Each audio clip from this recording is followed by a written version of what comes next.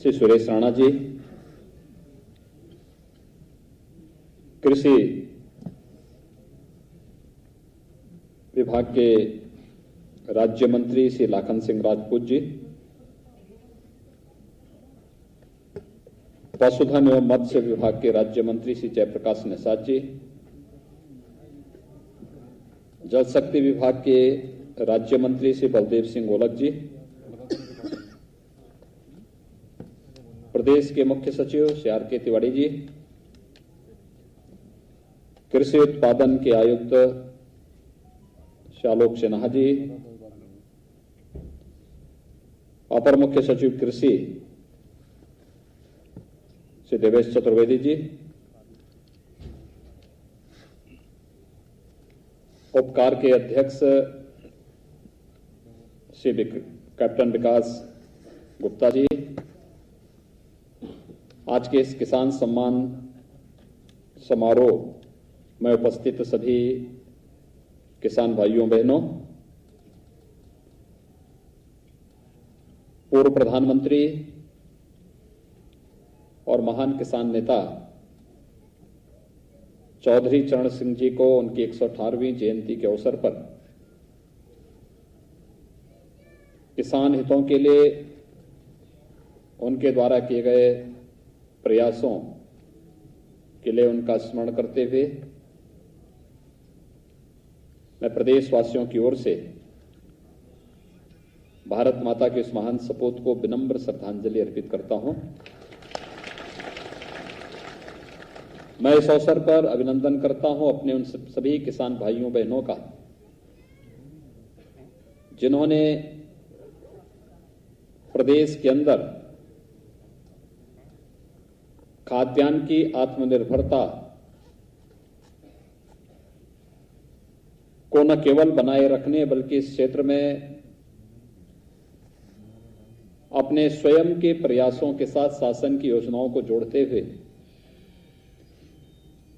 प्रदेश के करोड़ों किसानों के जीवन में खुशहाली लाने की दिशा में एक प्रयास किया है। उन सभी किसान भाइयों बहनों का मैं हृदय से अभिनंदन भी करता हूं। मुझे प्रसन्नता है कि चौधरी साहब की जयंती के इस कार्यक्रम के अवसर पर प्रदेश सरकार अपने प्रगतिशील किसानों का यहां पर सम्मान करती है। किसानों के हितों के लिए केंद्र और प्रदेश सरकार पूरी प्रतिबद्धता के साथ कार्य कर रही है और हमारी वो प्रतिबद्धता हर एक अवसर पर बहुत स्पष्ट रूप से दिखाई देती है। भाइयों बहनों, आप सब जानते हैं उत्तर प्रदेश देश का आबादी के हिसाब से सबसे बड़ा राज्य है।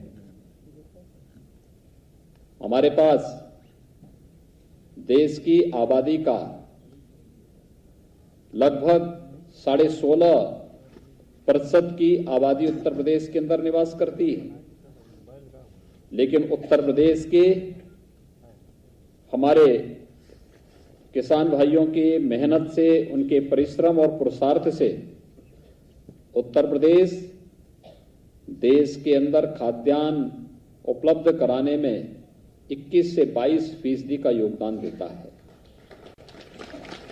ये बगैर परिश्रम और पुरुषार्थ के संभव नहीं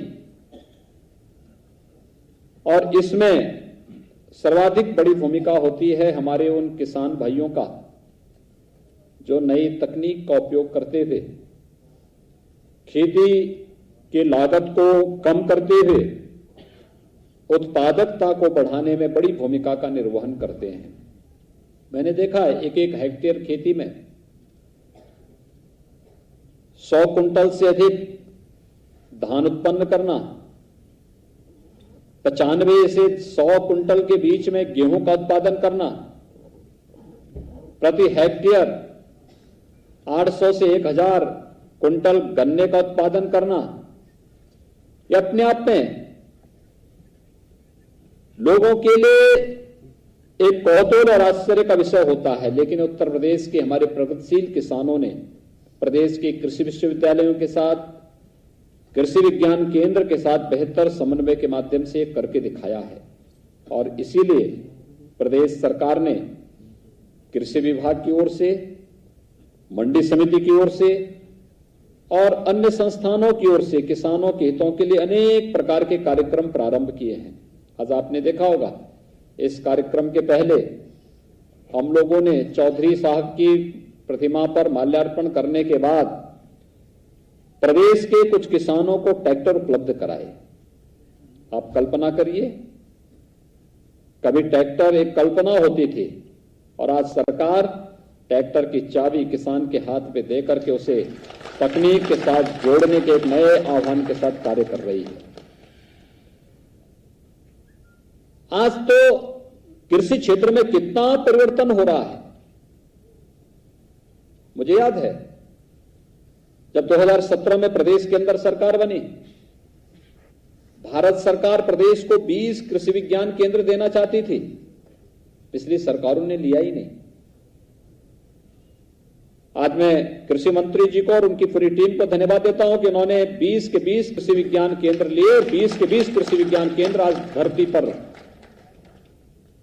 किसानों को तकनीक का ज्ञान उपलब्ध कराने की एक निर्णायक भूमिका के साथ कार्य करते हुए दिखाई दे रहे हैं।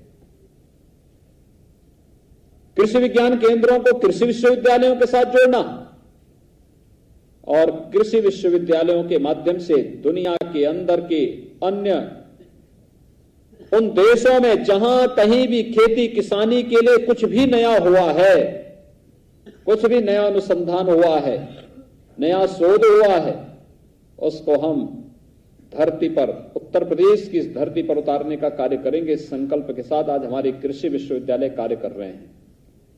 हमारे पास पहले से 4 कृषि विश्वविद्यालय हैं। अभी हाल ही में प्रधानमंत्री जी ने झांसी में एक केंद्रीय कृषि विश्वविद्यालय का उद्घाटन किया था। इससे पहले प्रदेश के अंदर बीएचयू का कृषि का जो संकाय था वह बेहतरीन तरीके से अपना योगदान दे रहा है। प्रदेश के अंदर आज के दिन पर 89 कृषि विज्ञान केंद्र अपने क्षेत्र में नई परिकल्पना के साथ, नई तकनीक के साथ किसानों की आमदनी को कई गुना बढ़ाने के संकल्प के साथ कार्य करते हुए दिखाई दे रहे हैं।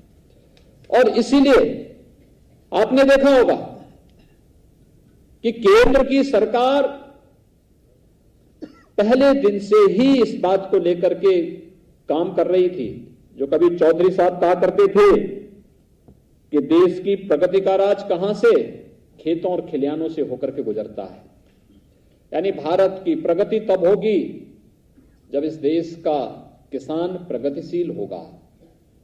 भारत के अंदर समृद्धि तब आएगी जब किसान समृद्धिशाली होगा। भारत के जैसे कृषि प्रधान व्यवस्था ही भारत की अर्थव्यवस्था का आधार है। प्रधानमंत्री जी ने ही तो कहा, आत्मनिर्भरता का आधार हमारा लोकल प्रोडक्ट बनेगा, स्थानीय उत्पाद बनेगा।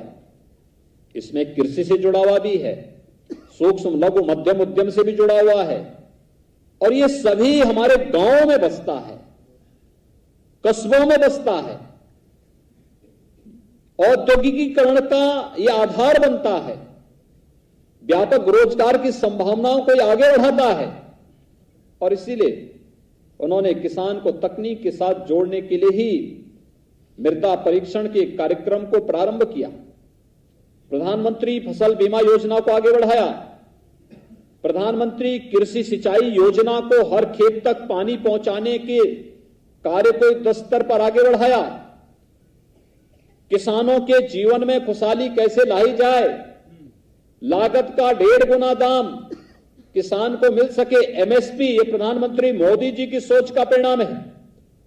और यही नहीं भाइयों बहनों, आवश्यकता पड़ी कि किसान के जीवन में और भी परिवर्तन करने हैं, उसे किसी भी प्रकार के बिचौलिए से, साहूकारों से मुक्ति मिल सके।